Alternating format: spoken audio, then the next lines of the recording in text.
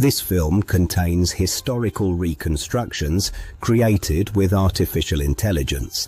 Due to the depiction of battle scenes, executions, and violent historical events, it is recommended for children under 12 only with parental or adult supervision.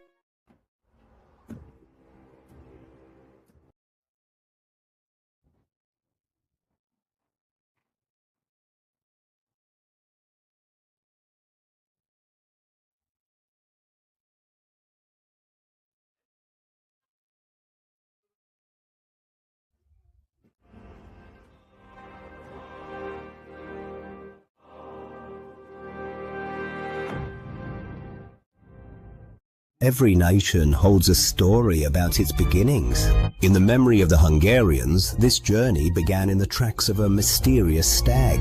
Hunor and Magor, sons of the giant Nimrod and Ene, stood as proud princes before the walls of the ancient Mesopotamian temple, ready to fulfill their destiny and found a new nation. In their eyes burned the fire of the glory of the future and a longing for the unknown. As the brothers grew up, they began their own independent lives.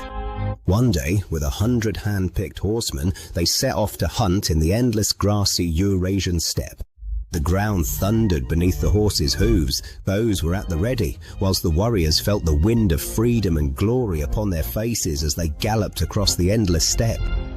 Suddenly, an otherworldly phenomenon broke the silence of the wilderness. From the dawn mist, a beautiful, radiant white hind emerged. Her antlers shimmered in the light of the rising sun, as if they had been woven from stars. The hunters stopped, spellbound, sensing that they were not looking at a mere beast, but a celestial sign. The stag fled before them for days, always allowing them just enough proximity so as not to lose sight of it. The chase led into the dense mist and reed beds of the Meotian marshes. The warriors, brave in the wet, arduous terrain, persistently followed the mystical guide, who seemed to be showing the way into the depths as if floating above the water.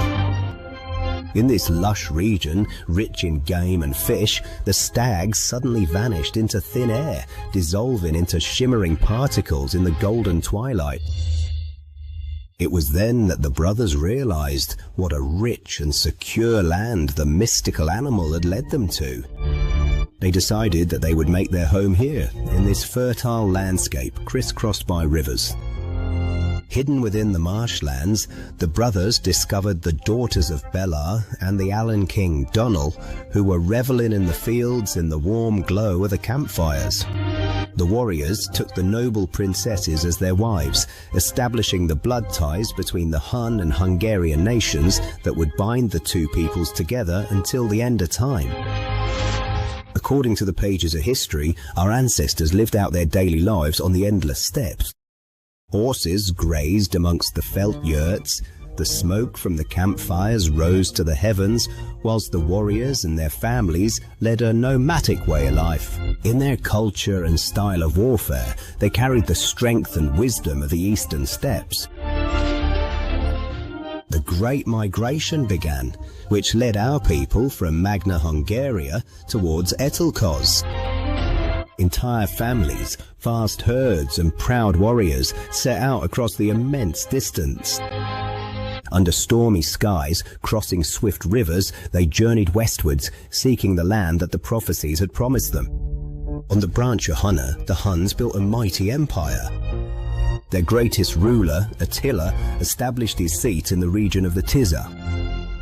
The West feared him, referring to him as the Scourge of God, whilst in his court Roman envoys paid homage, and the treasures of the world piled up at the feet of the wise and just great king. In 453, Attila held a wedding with the beautiful Germanic princess Ildiko. The light of the torches glinted off the golden goblets, and the Hun warriors celebrated their leader joyously. No one suspected that this joyful night would end in the empire's greatest tragedy and would be the king's final feast. Attila's death shook the world. The Hun warriors mourned not with tears but with blood, slashing their faces with knives so that their blood would flow for their glorious ruler. The silent hush of mourning and the light of flickering torches accompanied the king into immortality, whilst the battle for his legacy began amongst his sons. According to legend, Attila was encased in coffins of pure gold, silver and iron, then buried in the diverted bed of the river Tisza so that no one could plunder his grave. The river was diverted back over it, and the gravediggers were shot with arrows. Thus the water and the earth guard the eternal secret of the great Hun king's resting place to this day. Centuries later, Emma's, the wife of chieftain Ugyek, had a miraculous dream. The turul bird, the sacred falcon of the Hungarians, appeared above her and prophesied that a line of glorious kings would spring from her womb. They would be the ones to lead the people to their new homeland, and the name of the Arpad dynasty would shine forever in history. In 895, the prophecy was fulfilled. Under the leadership of chieftain Arpad, the Hungarian tribes crossed the peaks of the Carpathians and caught sight of the promised land. With this, the conquest of the homeland began, and our people finally found a home in the Carpathian Basin, preserving the glory of the Huns and the mystical memory of the miraculous stag. It was Arpad, the son of chieftain Almos, who finally fulfilled the ancient prophecy of the turul bird and the legacy of Attila. The Hungarian tribes travelled a long way from Etel-Koz to find a new homeland among the peaks of the Carpathians. In 895, due to an unexpected attack by the Pechenegs and deliberate strategic planning that had been ongoing for decades, the Hungarian forces set off. Under the leadership of Arpad, the main army crossed the harsh Vareka Pass. The disciplined entry into the Carpathian Basin had begun. They arrived in the heart of the basin not as conquerors, but as those returning home, following the guidance of the stars and the legends. The Hungarian tribes did not view this territory as foreign land. According to the chronicles, they came to reclaim the land that was rightfully theirs, which their forefather, the mighty Hun king Attila, had once bequeathed to them. The vast plains and protective mountains of the Carpathian Basin represented the promised land. The warriors felt the power of the land, which was ready to welcome its new masters. With this conquest of the homeland, the historical circle of the Huns and Hungarians was closed. According to legend, the glory of the brother nation lived on in the Hungarians, and they were ready to lay the foundation stones of the new state. However, before the weapons spoke, according to legend, the Hungarians obtained the land through cunning. Chieftain Arpad sent his wisest warrior, Kusid, to survey the land. Kusid visited the then ruler of the territory, the Moravian Prince Svatopluk. The envoy was sharp-eyed. He saw that the water of the Danube was sweet, the grass lush, and the soil black and extremely fertile. The grass is lush, the soil is black, the water sweet, reported Kusid to his chieftain.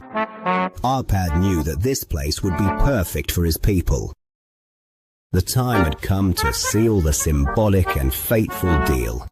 On behalf of Arpad, Kusid presented Svatopluk with a beautiful snow-white stallion. The horse had a gilded saddle and a bridle of pure gold, a princely gift worthy of a ruler. Svatopluk accepted the magnificent stallion with a smile. He believed he had made the best deal of his life. In exchange for a single horse, the Hungarian envoy asked him only for some water, earth and grass. But the Moravian lord did not know the law of a steppe. Whoever owns the grass, the water and the land owns the entire country. Kusid obtained the samples, and the path to rightful possession opened up for the Hungarians. When Arpad's embassy brought the news, "We have bought the land," Svatopluk flew into a rage. He wanted to have the horse thrown into the Danube and the grass thrown to the dogs, but it was already too late.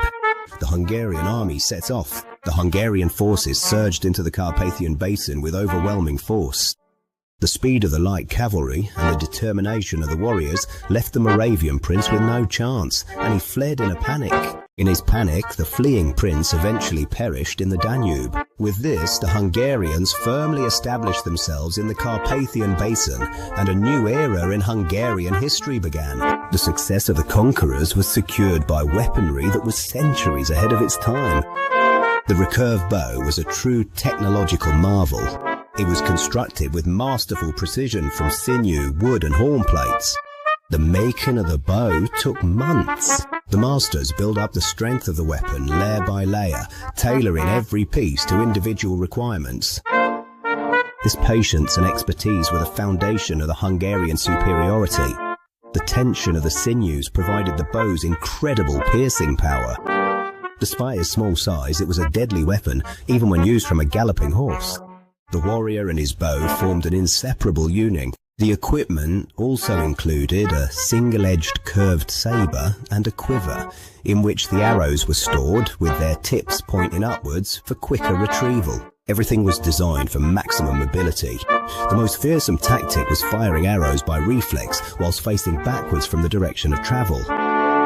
Hungarian horsemen could hit targets with deadly accuracy from every angle, even while standing in their stirrups at full gallop.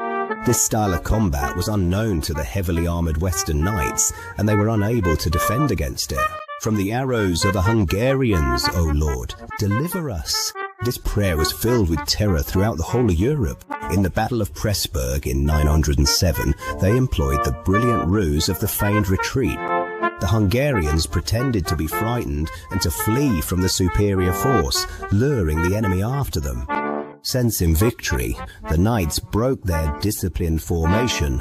In the heat of the pursuit, they failed to notice that they were charging straight into the deadly trap of the main Hungarian army on the plains along the Danube. At that moment, the Hungarians suddenly turned around. The hidden main force burst forth from behind the hills and showered the surrounded enemy with a dense hail of arrows. The victory was total and devastating. Decades later, following the death of Grand Prince Giza in 997, a severe succession crisis shook the country. The question was, who would succeed him on the throne? Two world orders clashed. Chieftain Kapani claimed power based on ancient Hungarian law, the system of seniorate. As the eldest member of the clan, he considered himself the rightful heir, defending the old freedoms and faith. Opposing him was Stephen, who was a proponent of Western primogeniture, the inheritance passing from father to son. Giza wanted to break with the nomadic past and chose Christian Europe as the future for his son. Stephen knew that the transition was the key to survival. Had the Hungarians remained pagan, Christian Europe would simply have wiped out or enslaved the nation under the pretext of a holy war. The final clash took place near Veszprém. With the help of German knights, Stephen faced the furious army of his kinsman Kapani, who were defending their old freedoms. The stakes were enormous. Stephen triumphed, and with that, the Christian kingdom of Hungary was born. Arpad's people found a homeland, and Stephen ensured that this homeland would endure in history for 1,000 years. St. Stephen. On church walls, he is a haloed saint, but in reality, he was an iron-fisted, ruthless ruler. He had to force a country from nothing into a new order with blood and iron. His legal codes knew no mercy. The new order was not a request, but a command, which he enforced with bloody punishments upon anyone who resisted. Every 10 villages had to build a church. On Sunday morning, there was no choice. The sound of the bell called everyone to Mass, be they peasant or lord. Those who were reluctant were forced by armed might. In this age, faith was not a matter of conviction, but a test of obedience. Anyone who chose the market instead of Mass paid a heavy price. They were whipped and their head was stripped of its adornment. Their hair was shaved off so that everyone could see their sin. The power of public humiliation was greater than any fine. The shaven head became the mark of the rebel and the negligent in Stephen's Hungary. But the ancient faith did not die easily. Deep in the forests, by springs and ancient trees, they continued to make sacrifices to the old gods in secret. Those who were cool faced death or corporal punishment. Those who broke the fast and followers of pagan rites were cruelly persecuted. The last rays of light of the ancient world were extinguished by the torches of Christian knights. Sunday belonged to the Lord. Anyone who ploughed or harvested on that day lost everything. The soldiers would take their oxen and tools, condemning the family to starvation. There was no room for pleas. The letter of the law was more sacred than individual fate. The machinery of the state ruthlessly ground down the old way of life. The harshest punishments were reserved for rebels and blasphemers. Cutting off ears, removing tongues, knocking out teeth. Silence sometimes spoke louder than any words. István did not know the meaning of compromise. Anyone who spoke out against the king or the church was silenced forever. Deterrence was the foundation of stability. Farmers had to give 1/10 of everything they had to the church. This was the tithe. Refusing the tithe was considered theft and was punished with enslavement. Every grain of corn and the 1/10 of every animal served to build the new faith. For the people, Christianity was synonymous with oppression and heavy taxes. Stephen did not just settle scores with the people, but with his own family and the tribal chieftains too. He took Jula captive and trampled Ajtoni into the mud with force of arms. The price of a unified Hungary was the blood of the independent chieftains. The last bastions of the pagan world crumbled one by one before the royal army. But there were those who recognized the sign of the times. Samuel Abba, the lord of the Matra, did not rebel but submitted. His reward was the hand of Stephen's sister and the dignity of the Palatine. Samuel became a member of the royal family. His loyalty and strength elevated him to one of the highest dignities in the land, but fate had a different path in store for him. After Stephen's death, chaos descended upon the country. Instead of the hated Peter Orseolo, the people chose Samuel Abba. He was the first king who stood up for the protection of the poor. The lords and the clergy did not look favourably upon the pagan-friendly king. In the background, the threads were already being woven that would lead to Samuel's downfall. 1044, M and number 233, NF and #347. Samuel Abba suffered a tragic defeat at the hands of Peter Orseolo, who returned with a German army. The Hungarian army was decimated on the marshy battlefield. Samuel was murdered whilst fleeing. Peter Orseolo returned, and with him returned the dark age of oppression and foreign rule. But the people's fury erupted. In 1046, Vata, the last warrior of the old world, stood at the head of the pagans. He shaved his head and demanded the return of the ancient gods. The demand was clear: let everything foreign be destroyed. Let the churches burn, let the priests die. The Hungarians demanded their old life back at any cost. The bloodiest moment of the rebellion was the death of Bishop Gellert. From the cliffs of Gellert Hill, the supreme symbol of the Christian faith was tied to a cart and pushed into the Danube. Gellert's body was crushed against the rocks.